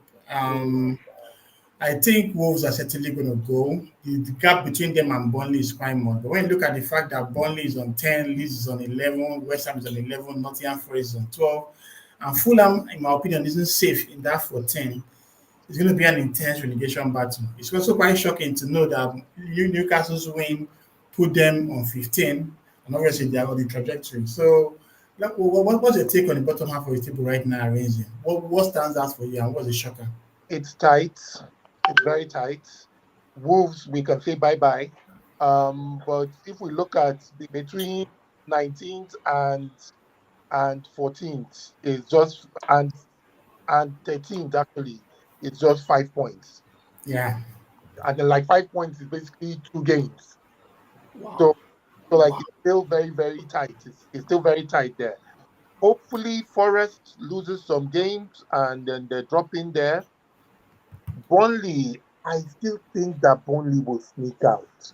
I have that feeling that like those, because they have this identity, they play good, they have this belief. I still feel like I feel like maybe they can make it. West Ham, it's going to be a dogfight. It's going to be a dogfight down there. Okay. Ibuka, your thoughts? Yeah, so I think Wolves, their sins of past years have caught up with them. Always circling around that relegation drain, always circling, and somehow they get safe. You understand? Every single time, Bruno Lage, Gary O'Neill, Vitor Pereira, and now, yeah, they're gonna drop. So for Wolves, it's done and dusted. But man, like between 12th and 19th, just 6 points. Wow. Yeah. It's gonna be a fascinating relegation dogfight. But right now, I think Wolves is gone, and then I would still stay Leeds Burnley because you can see Leeds, right? Leeds, they're not even scoring. If you saw the game today, it was literally like a clearance. Konsa off to Mecha, and it went in. Yeah, They're not scoring. but see the funny thing, Leeds are on 11 goals scored and Everton is on 12 goals scored. So Everton is even struggling with goals too. Yeah, but then you can see Everton, like how many goals they've conceded, right? 13. That's the thing. And the Hill Dickinson Stadium is not an easy place to come to. Unlike Leeds, where Elland Road, like everyone gets points at Elland Road. You understand? But then if care is not taken, and I hope if he stays till the end of this season, and a slot might get Liverpool relegated. Okay, Achike, what about you? Thoughts on the bottom half? It's an interesting one because I'm loving this graphic with the next games each team has to play. I mean, the bottom 5, I can see them all losing next week. Yeah. Nottingham Forest to Brighton, West Ham to Liverpool. No, Nottingham Forest is at home Leeds to to Brighton. I can see it. Leeds to Man City, Burnley to Brentford. Wolves, it's a derby against Aston Villa, and Aston Villa had a midweek game, so that might be the result that might shock people. But apart from that, it's looking bleak for that whole bottom 5. Fulham against Tottenham, anything can happen there. Newcastle, Everton. We'll see how Everton feel after tomorrow. Brentford, have West Ham, Liverpool, West Ham, Nah, it's an interesting one. It's an interesting one. The bottom half is shaping up. Newcastle look the most likely to not be there. Liverpool, by the grace of God, will be there. But on a more serious note, I mean, you wouldn't expect Liverpool to be in the bottom half. But let's just see how things continue. Okay, fair enough. So let's look at the top half. So as it stands, the new contender for the spot that Arsenal is occupying is now Chelsea. They've had a very good run of games, 4 wins in their last 5, and they have dropped to 23.6 behind Arsenal, which makes the game between Arsenal and Chelsea all the more important. Bear in mind, if they get a victory against Arsenal, they will just be 3 points behind, and basically everything opens up. And of course, Aston Villa, who everyone was trolling early in the season, has settled into 4th place, which is quite interesting as well. Sunderland is slightly dropping as expected. They were even told at some point in the season. Bournemouth obviously has to make consistent results. Man United is 10th. So I'll start with you again, Arenze. What's your take on the top half of the table right now? It's the same thing as the bottom half is quite tight. But if you look at between 11th and 2nd, it's just 5 points. So I think that our tables can still change. Between Arsenal is unfortunately, you guys are consistent. So I think that's what they should do. But everybody else has a bit of inconsistency in them. So between 2nd and 11th, anything can happen. Yeah, fair enough. Ebuka. Man, at least one thing is certain next week. City are going to close the gap on the top 2. On any of the top 2. City should be closing the gap. And that especially leads to the City at the Etihad, right? Yeah. And then another game, United tomorrow. No, I'm not optimistic. I'm like, Amorim. Nah, when you give him an open league, Sorry, can I ask a question? Sorry, Buka. When Amorim played Everton last time, what was the score? Yeah, 4-0. Okay, okay. Yeah, but now you're playing with David Moyes. Wait, sorry. Wait, sorry. If your team wins, you're actually 1 joint point. fourth with 21. 21 points. Wow. Yeah, but they'll be fifth based on goal difference. That's the reason why Reigns. Remember, I said it here on the podcast. That's the reason why Amorim will not take that chance. Yeah, I know him. I know who he is. So, but let's continue though. Yeah. Mm-hmm. So I think looking at the next couple of games, their Spurs has been abject. I didn't know one win in their last 5. Wow. Spurs have been abject. Okay, but United Arsenal unbeaten in their last 5.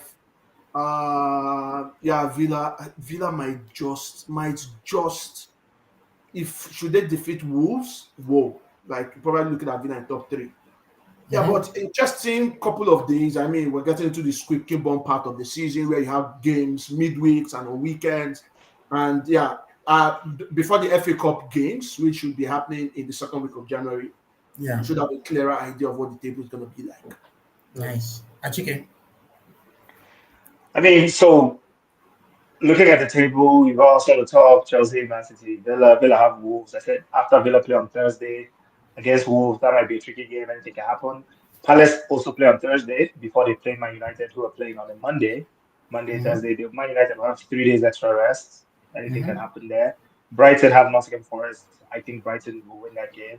So, I mean, if all goes according to Sunderland have Bournemouth, tricky game. So Sunderland and Bournemouth are going to take points from each other. Spurs have Fulham. You can never trust Spurs. I mean, next week, the top 4 or 5 will look the same way I think it will look at the end of this game week, with Arsenal, Chelsea, City, Villa, and Man United in the top 5. Awesome. So I'll go to the final section of today's podcast. We'll look at the prediction for game week 13. But before we do that, let's just see how the guys in game week 12 fared. So we had Chooks and Doye up here in the chat. Looking at it, they basically flunked it. As right now, besides, we're expecting the results of the Man United game, but Chooks got only 4 correctly, while Doye got 5 correctly, which is not bad as well. So we're going to see how you guys are going to fare. I'm going to compare you guys with who's going to be here in the upper week. And of course, massive thanks to the panelists. You guys have been awesome so far. So as we always do, I'll call the fixture. All I need from my panelists to just give me the score line, with the home being the first score line and the away being the next one. So Ebuka, Brentford, Burnley. Brentford 3, Burnley 1. Reigns. Burnley 2, Brentford 1. No, you use the right order. Okay. Brentford 1, Burnley 2. Achike. 1-1. Man City. Brentford 1, Burnley 2? Yes. He has said it now. He's like, whoa. And when it happens, you would say I said it. Okay. I like that. Achike, Manchester City versus Leeds. Sorry. Ebuka, I'm following the order I want to use because I record this and City so City 5, Leeds 0. Ouch. Reigns. City 3, Leeds 0. City will score more than Achike. 3-0. Sunderland, Bournemouth. Ebuka. Sunderland 2, Bournemouth 3. Reigns. Sunderland 1, Bournemouth 2. All right, Achike. 1-1. Everton, Newcastle. Ebuka. Newcastle have a midweek Champions League game. This is going to be Everton 2, Newcastle 0. Reigns. 2-1. Achike. 2-1. Spurs versus Fulham. Ebuka. Spurs Fulham 3-0. Spurs 3, Fulham 0. Reigns. Oh. Spurs Fulham. That's a London derby as well. 1-1. Achike. 2-2. Crystal Palace, Man United, Ebuka.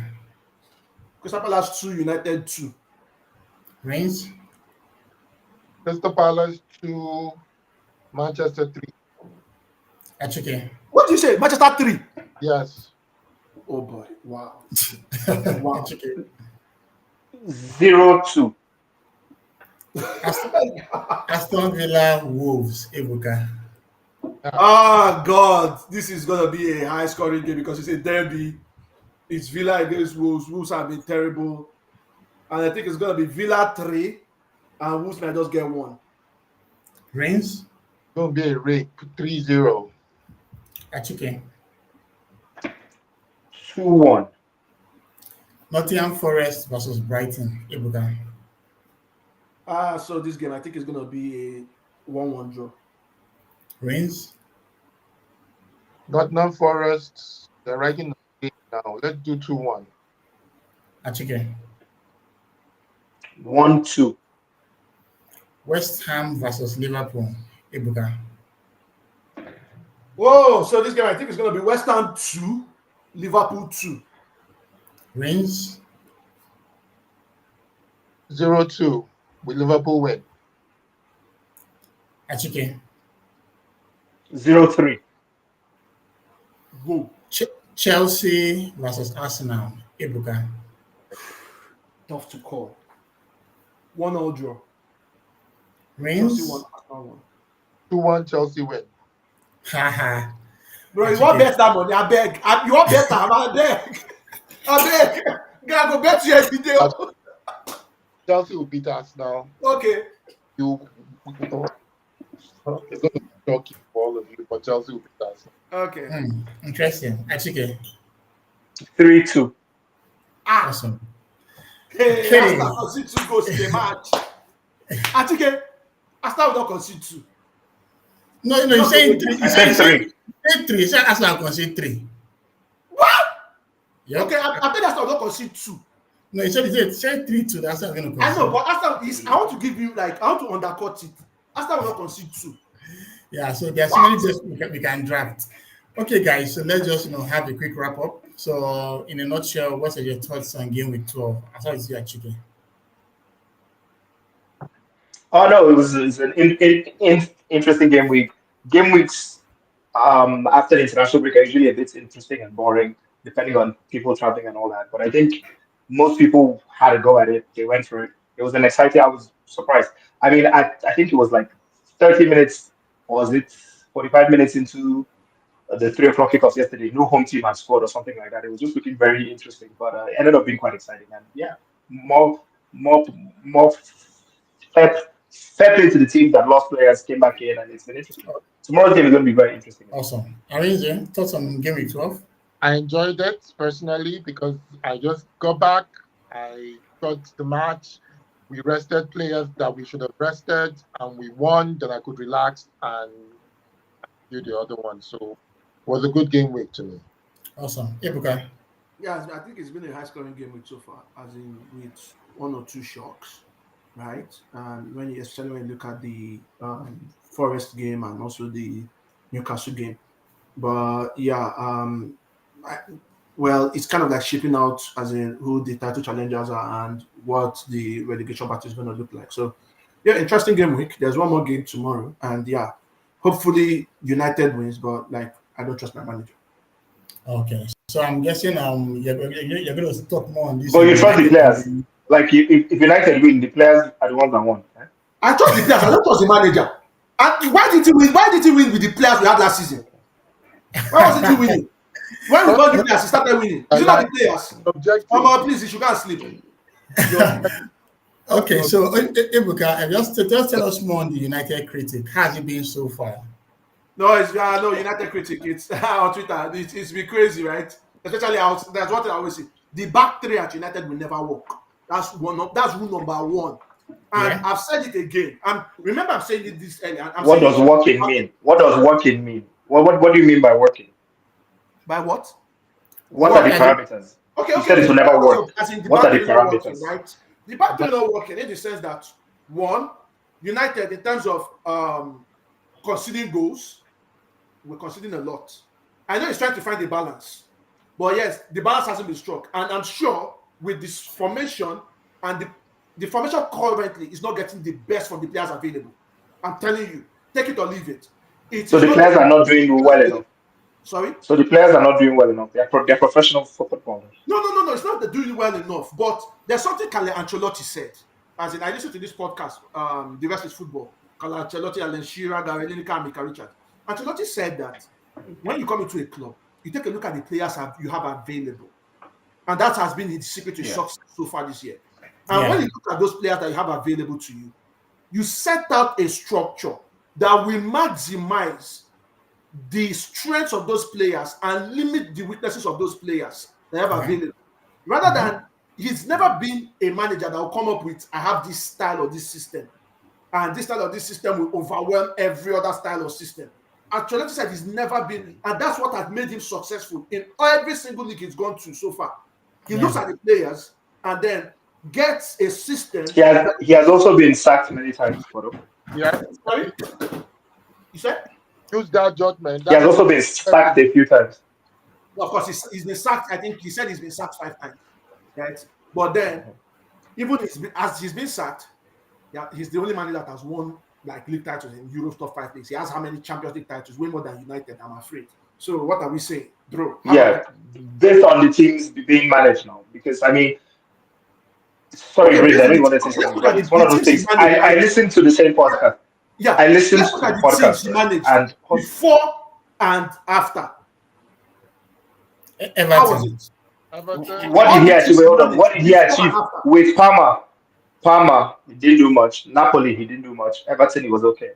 So we also have to remember that when you're managing a top side, top results will come with top players. With top players, I mean, I'm a Milan fan. Everybody knows that. Wait, to come with top players, but the managers he replaced. Wait now. Right, the managers he replaced. Were they doing well with those players? Yes. Nope. Go check. What do you mean now? What do you mean go check? You're not going to tell me now. Real Madrid, Bayern, he took over PSG. They won the league now. He took over. They still won the league. Yeah. Bayern, they had won 4 in a row. He took over. They still won the league. Madrid, he came back after them winning 3 Champions Leagues. Was it 4 Champions Leagues in 5 years? He won Champions League. He won Champions League. I'm Chelsea. He came to Chelsea. Chelsea had won the league, 2 years or 3 years before he came. And he also lost the league there. I mean, like I'm saying, United had won the league 3 times before he came to Chelsea. I understand. And do you remember? Hold on now. Do you remember? Yeah, but the same they had come second 3 or 2 of those times. And the league he won with Chelsea was, if it was in the age. Wait now, if it was in the age of VAR, that's Chelsea's 1-0 win against Man United. He did rubber offside. But anyway, it's fine. They won the league. You're not coming with as in a different scenario. No, because you see, you're painting one picture, and I understand that in the same team, if you have quality players, you do what you do around the players. You can tweak a little thing here and there and all that.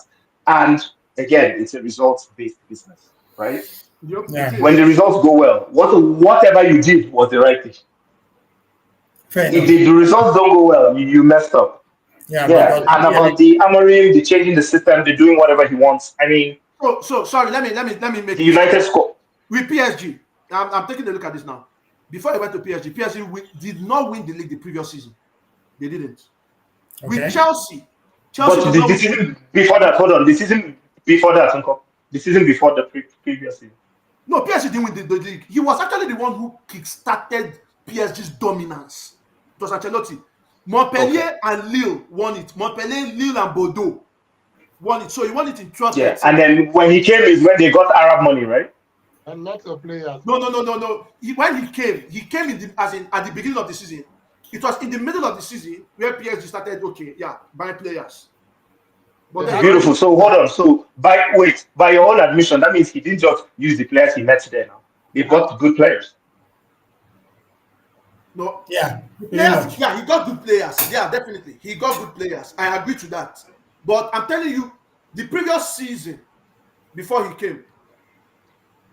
So when he comes, the point we're making is that when he enters a team, and he still bought a lot of players. Isn't that when they bought Lavezzi, all those guys and all that now? I Cavani have and to co. confirm. I have to confirm that. Javier Pastore, Lavezzi, maybe Zlatan too or something like that. I have to confirm that. I don't 2011, 12. 11, 12 now. That's when they got, because yes, Zlatan had won the league with Milan 10, 11, won the league. 12. Beautiful. And But they then, had Zlatan, Thiago Silva. Hold on. Did they have Zlatan and Thiago Silva? 12, 13. Yes, they did. But beautiful. So he bought quality players. Wait, hold on. Let me go take a look at this. You can't be. So, like I always say, Yeah. like I always say, right? One thing like Ancelotti said, players fitting the system, not bringing in a system and get players to fit it. And to be honest, again, back to what we're saying, you just agreed now that. No, but then again, just to push Ibuka's point, when Man you played a 4-3-3 or a 4-2-3-1, even on that Ole Gunnar Solskjaer, the quality of their football was really good, With the current crop of players they have, it was good. No. Excuse. Wait, hold on. You see, it was good in patches. It was good. Nobody said it was bad, right? Yeah. But let's not make it like Man United were tearing up trees, right? My main point is I understand Ebuka's point, but Ebuka's point is based on sentiment. In that, if he was making this point at the end of this season, hold on, when a manager that clearly told everybody who wanted to hear, I don't want to come middle of season, Biko. Exactly. I don't want to. And the owners literally told him, now or never. Now or never. Like, if you don't come now, even if we are relegated in the future, we will not hire you. And he came, right? No problem. Now, what Ebuka is saying would carry more weight at the end of this season if things have not gone well. Okay. Do you understand my point? So, what's your criteria for success at the end of this season? United finishing top 8. 8th position is success. No, I think No.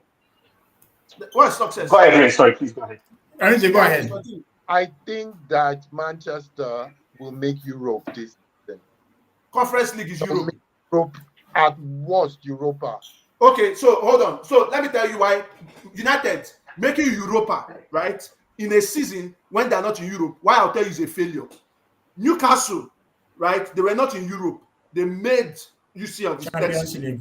Napoli wasn't in Europe. They won the league the following season. But let me stick this to the Premier League, right? Yes. Chelsea weren't in Europe. Chelsea won the league the following season. So you are telling me that United... Wait. So can I ask a question? Can I ask a very important question? Hold on. Please, sorry. I support... Wait, what formation did Chelsea use to win that league? They were not in Europe. 3-4-3 now. 3-4-3. Thank you. Okay. I just want So 3-4-3 can win the league. I'm going to miss 3-4-1-2 now. 3-4-3 can win the league. No, it's the same thing. It's the same thing. He was playing. It's Hazard. Let me tell you why it's exactly the same thing. Enigma. Let me tell you why it's Enigma. Hazard playing as a winger. Reigns was Hazard playing as a winger in that team or a 10. Reigns. Oh, it was 10. It was. Thank you. That's all. I don't have any much to say with you. No. Hazard was a 10, not a winger. I don't care. Let him use the 3-4-3. Let him use whatever. Interesting. People who are not in Europe in the particular season, the next season, they either win the league or make UCL. If you not make Europa after not being in Europe. Important question. The Napoli team that were not in Europe that won the league 2 seasons before that, right? Mm-hmm. The Chelsea team that were not in Europe had won the league 2 seasons before that, right? So we can agree that their starting base was a bit higher. The Napoli team wasn't. They didn't win the league before. Yes, they did. They were the reigning champions. No, they were the reigning champions. They now didn't make Europe. Then they won the league now. The first one they won now, Haba. The very first No, calculate what I'm telling you now. Last season, Napoli won the league. 2 seasons before that, they won the league. Yes. Yes. The season before they won the league, they went in Europe. I'm not talking of Spalletti. I'm not talking of Conte. I'm talking of Spalletti season. They went to Europe. And Spalletti season. Yes. AC Milan also wasn't in Europe. They won the league after. So no. AC were in Europe. AC were in Europe that year. They were in Europe. Man, you beat them in Europe that year. The year they won the league. Yeah, but the key thing is this. You cannot be Europe and then make Europe and say it's a success. No way. Because if you remember, you don't have any midweek games, right? Exactly. You have more time to prepare. You're actually very fresh. You're actually very fresh compared to other teams. Bro, I didn't argue the point. I argued the specifics of the point. Now, you've not asked me what I would take success as this season. You understand?